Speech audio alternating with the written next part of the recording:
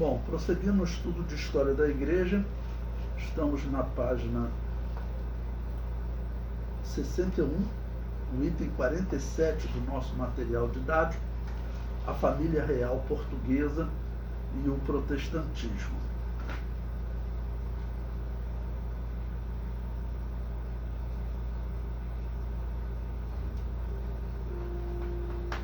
Bom, o ano que nós estamos estudando, então, é o ano 1808 da era cristã.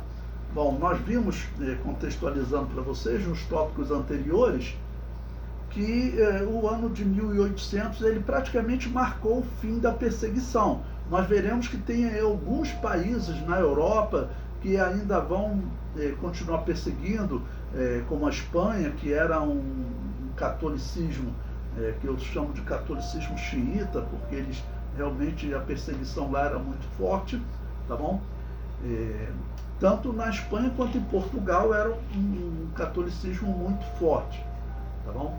Então, 1808 praticamente acabou a perseguição, porque, lembre-se, na Europa foi feita a Revolução Francesa e foi colocado lá como lei que ninguém poderia ser molestado por sua fé.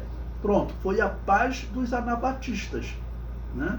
A paz dos anabatistas. E nos Estados Unidos também foi feita a independência dos Estados Unidos e foi colocado também que ninguém poderia ser molestado por sua fé. E até falei para vocês por quê. A Revolução Francesa e a independência dos Estados Unidos foram feitas pelo mesmo órgão. Qual é? A maçonaria. E eu contei para vocês que algumas pessoas argumentam comigo. Tá vendo, Levi? Você deveria agradecer a maçonaria porque ela acabou com a perseguição aos anabatistas no mundo. Eu comentei com vocês que, primeiro, que os países já não suportavam mais aquela matança dos católicos e protestantes e das guerras dos católicos e protestantes. E, em segundo lugar, né, então, quer dizer, eles já não tinham mais como matar direito, porque a humanidade não aceitava isso, é um absurdo. Não? Mas, em segundo lugar, eu falei, principalmente, a maçonaria, a estratégia dela é diferente, não é matar. Matar era a estratégia dos católicos e protestantes. A estratégia da maçonaria é corromper. Por isso que nós vemos, a partir disso, vocês podem estudar na história, eu recomendei a vocês o livro Centelha em Restolho Seco, Rastro de Sangue ou Rastro Maçônico, que mostra que a partir disso a maçonaria ela vai enviar missionários para o Brasil, terão missionários vindo com o apoio do satanismo, que é um absurdo, né? Mas por quê? É a estratégia da maçonaria, é entrar nas igrejas, é corromper, tá bom?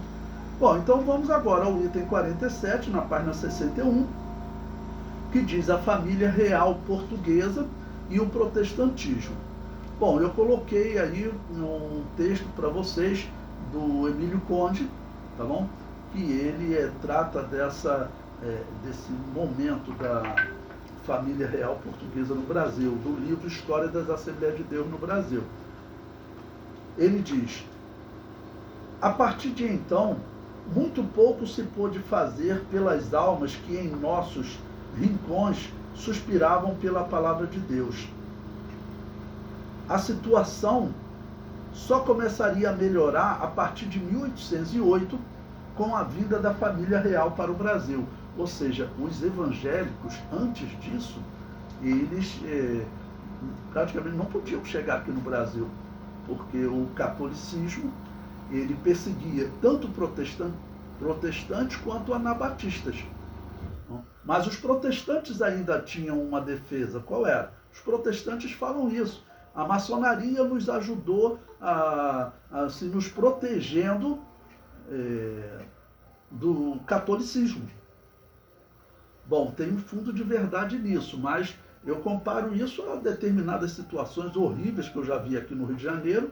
Um irmão que ele teve o carro dele roubado e ele recorreu lá na favela aos traficantes para recuperar. Os traficantes recuperaram, vamos recuperar o carro do pastor. Olha que coisa horrível, né? Então você recorrer ao mal para você se livrar de um outro mal, isso não faz sentido, né? Você vai entrar naquela briga que eu falo no Apocalipse, tem lá o texto, principalmente Apocalipse 13 a 15, ele fala de uma luta entre a besta e a Babilônia apocalíptica. Ele diz que a Babilônia apocalíptica, no final, a Babilônia apocalíptica é destruída pela besta. E algumas pessoas, pastor, pode o inferno lutar contra o inferno? Eu falo sim, no Apocalipse está escrito lá que a besta vai destruir a Babilônia apocalíptica. Ou seja, o poder político vai destruir a falsa religião. Então, pode acontecer isso, né? Então, é você recorrer à ajuda da maçonaria, meu irmão, é melhor ser perseguido. É melhor ser perseguido, é melhor ser morto, porque você está pedindo ajuda ao satanismo, né? Mas os protestantes, eles dizem isso, que eles tiveram a ajuda da maçonaria quando eles chegaram ao Brasil. Isso aí os textos presbiterianos, né, todos falam isso, né? Que eles tiveram essa ajuda. Eu não quero essa ajuda. Bom, e prossegue o comentário.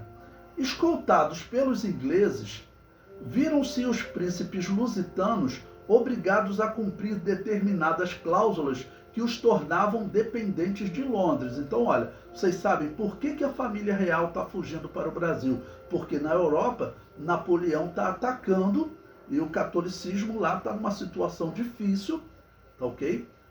Porque onde Napoleão conquistava, ele levava o ideal francês, ninguém poderá ser molestado por sua fé. E a família portuguesa, real portuguesa, que eram católicos também, xiitas, como os da Espanha, né? Eles viram que a única solução era eles fugirem para o Brasil. E fugirem para o Brasil, eles precisavam ser protegidos por uma força que competia com os franceses de Napoleão. E essa força foram os ingleses. Sendo que em 1808, lembre-se, os ingleses eles tinham acabado com a perseguição aos anabatistas em 1700, porque era uma confusão no reino inglês, protestantes mataram reis da Inglaterra, se tinha um rei católico, ele matava os protestantes, se tinha um rei protestante, ele matava os católicos. Então foi uma confusão tão grande que aí os próprios protestantes católicos e o povo, né, falaram assim, ó, não queremos mais perseguição. E nós sabemos que tinham milhares de anabatistas nas cadeias, entre eles o John Bunyan, que eu vejo historiadores aí de forma muito errada chamando ele de protestante. Ele não era. Ele era anabatista, ou batista, como você queira. Mas protestante ele não era. Ele estava preso pelos protestantes e as pessoas chamam ele de protestante. Então os ingleses, eles já tinham essa visão antes da Revolução Francesa, tá bom? E antes da independência dos Estados Unidos. Lá na Inglaterra já não tinha mais perseguição. Então veja o que os ingleses vão fazer. Eles vão dizer, olha, eu protejo vocês, tá bom? Mas eu exijo, eu tenho uma exigência. Veja, a leitura prossegue, tá bom? Tiveram de acabar com as atividades do Santo Ofício, ou seja, da Igreja Católica, né, em terras brasileiras, e não mais incomodar os súditos do Reino Unido em virtude da fé que estes professavam.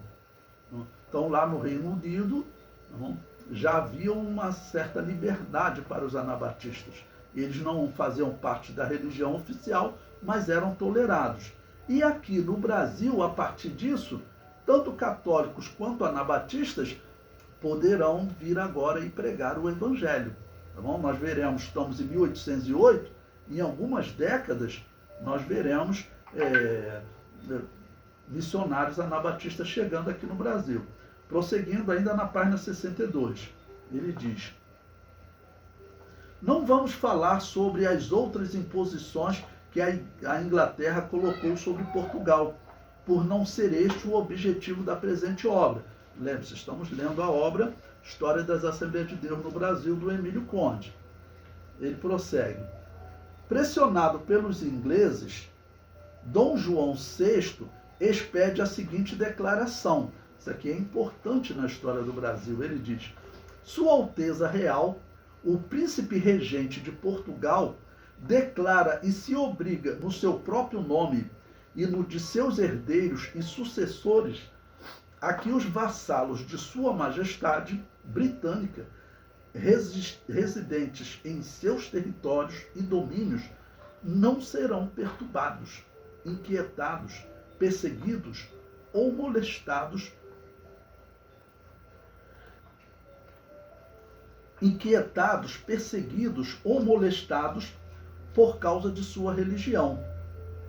Mas antes terão perfeita liberdade de consciência e licença para assistirem e celebrarem o serviço divino em honra do Todo-Poderoso Deus.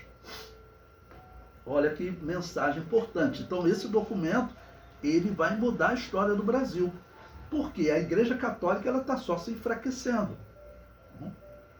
Começou que na França, com a Revolução, os franceses que tinham liderado o Sacro Império Romano Germânico por muitos anos, então os franceses, eles não vão mais agora perseguir as igrejas diferentes, tá ok?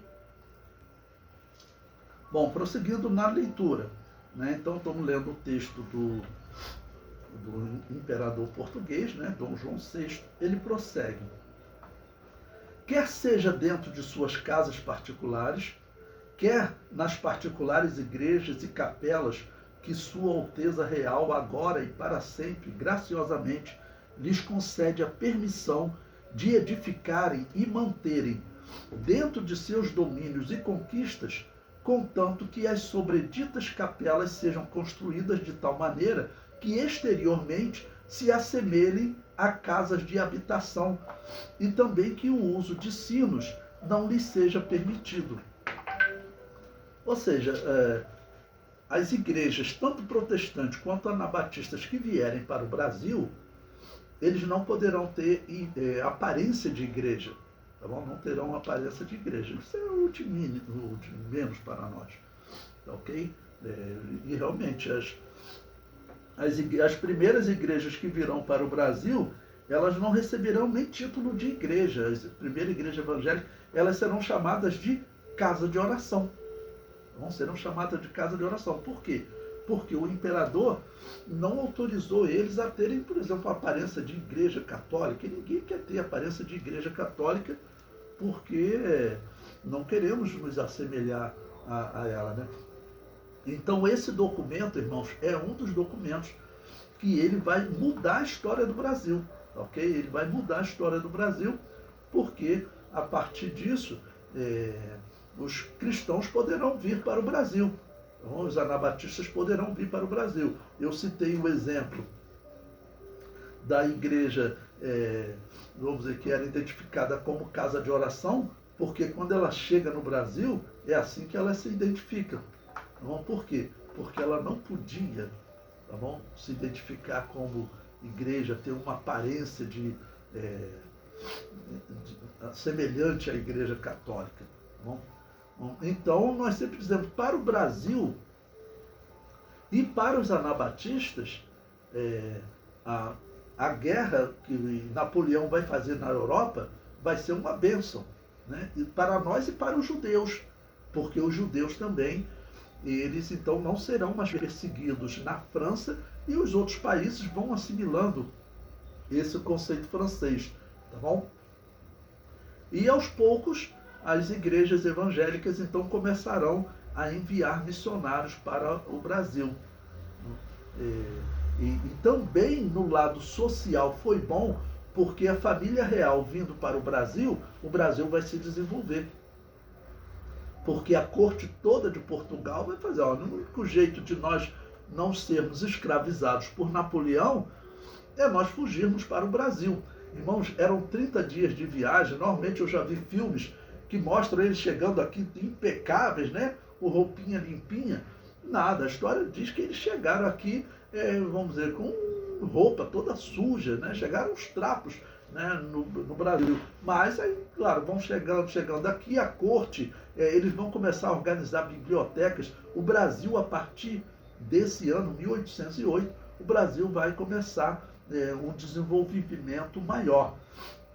Você veja que na colônia da Inglaterra, o desenvolvimento nos Estados Unidos foi muito maior do que no Brasil. Nesse período, os Estados Unidos já conseguiu fazer guerra contra a Inglaterra e vencer a guerra, com o apoio da França, mas conseguiu. O Brasil não tinha condições de fazer guerra com ninguém, porque a filosofia católica, ela atrasa o país. Seja a filosofia católica, seja a filosofia ateia do comunismo.